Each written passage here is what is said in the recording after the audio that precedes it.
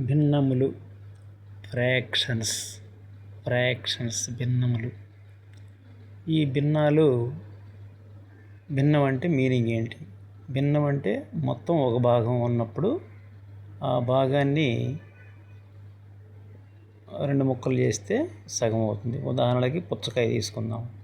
పుచ్చకాయని సగం చేస్తే రెండు ముక్కలు అవుతుంది. దాన్ని సగము అంటాం.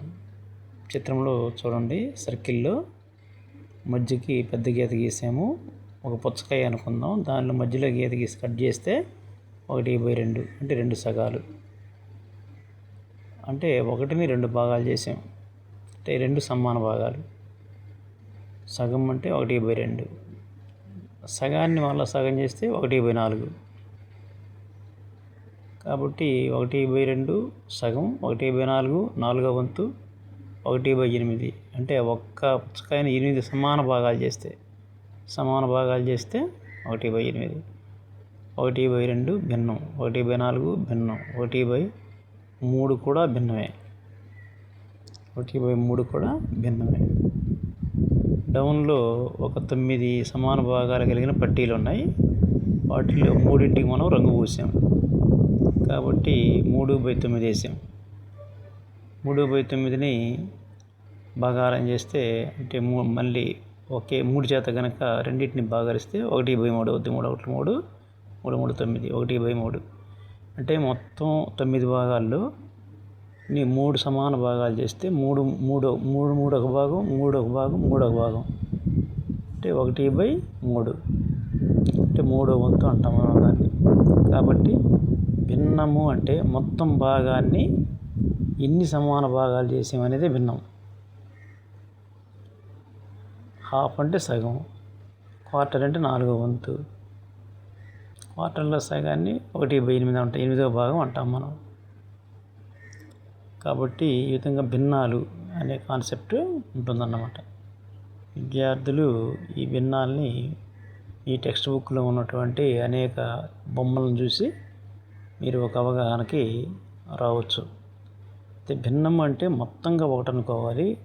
దాన్ని ఎన్ని సమాన భాగాలు చేస్తే హారము. సపోజ్ ఇప్పుడు 1/4 ఉంది. ఒకటిని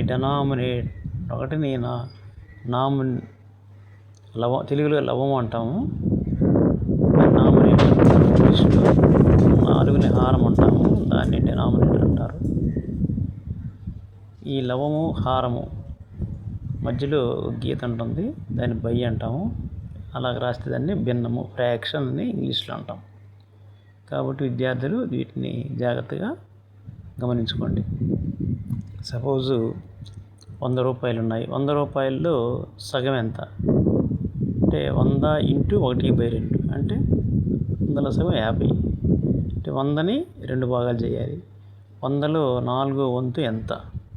100లో 4వ వంతు ఎంత అంటే 100ని 4 భాగాలు చేయాలి. ముందు సగం చేస్తే 50 వస్తుంది. ఆ 50ని మళ్ళీ సగం చేస్తే 25 వస్తుంది. కాబట్టి 100లో 4వ వంతు 25. ఆ విధంగా మనం భిన్నాల్ని సమాన భాగాలు విభజించడమే భిన్నం. దేన్నైనా అనేది ఈ వీడియోలో భిన్నాల కాన్సెప్ట్. ఫ్రాక్షన్స్ అంటాం ఇంగ్లీష్లో. లవాన్ని నామినేటర్ అని, హారాన్ని డినామినేటర్ అని అంటాం. ఈ డినామినేటర్స్ సమానంగా ఉంటే దాన్ని లైక్ ఫ్రాక్షన్స్ అంటాం. సపోజ్ 2/4, 3/4, 5/4 కింద డినామినేటరు అన్ని 4 4 ఉందనుకోండి, దాన్ని మనం లైక్ ఫ్రాక్షన్స్ అంటాం.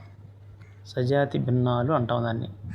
అలా కాకుండా ఈ హారం అనేది రకరకాలుగా ఉందనుకోండి, 2/3, 5/7 అట్లా మారిపోయినాయి అనుకోండి, ఆ భిన్నాల్ని అన్లైక్ ఫ్రాక్షన్స్ అంటాం.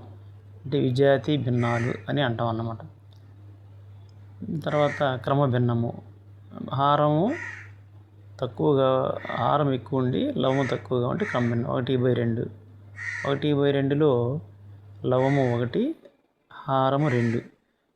అంటే హారం ఎక్కువ ఉంటుంది కాబట్టి దాన్ని ఏమంటాం? క్రమ భిన్నము. అపక్రమ భిన్నము. అపక్రమ భిన్నం అంటే లవం ఎక్కువ ఉంటుంది, హారం తక్కువ ఉంటుంది. మిశ్రమ భిన్నం అంటే పూర్ణాంకం ఉంటుంది. 2 1/2. ఒక పూర్ణాంకము ఒక క్రమ భిన్నం ఉంటే దాన్ని మిశ్రమ భిన్నం అని అంటాం. జనరల్గా మీకు భిన్నాలు లెసన్స్లో టీచర్స్ చెప్పే ఉంటారు. వాటిని మనం ఒకసారి గుర్తు చేస్తున్నాం. నవోదయలో ఈ భిన్నాల మీద చాలా లెక్కలు ఉంటాయి. ఈ భిన్నాలు ప్రాథమికంగా అర్థం కాకుండా మనం నవోదయల లెక్కల్ని చేయలేము.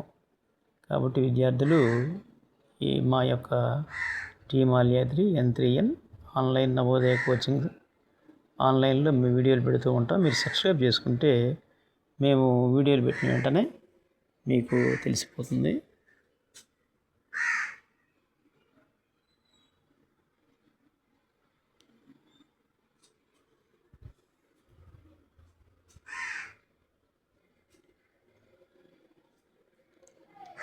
ఈ మ్యాథ్స్కి సంబంధించి మీకు ఏమైనా డౌట్స్ ఉంటే ఆ సెల్ నెంబర్కి ఫోన్ చేసి కనుక్కోవచ్చు.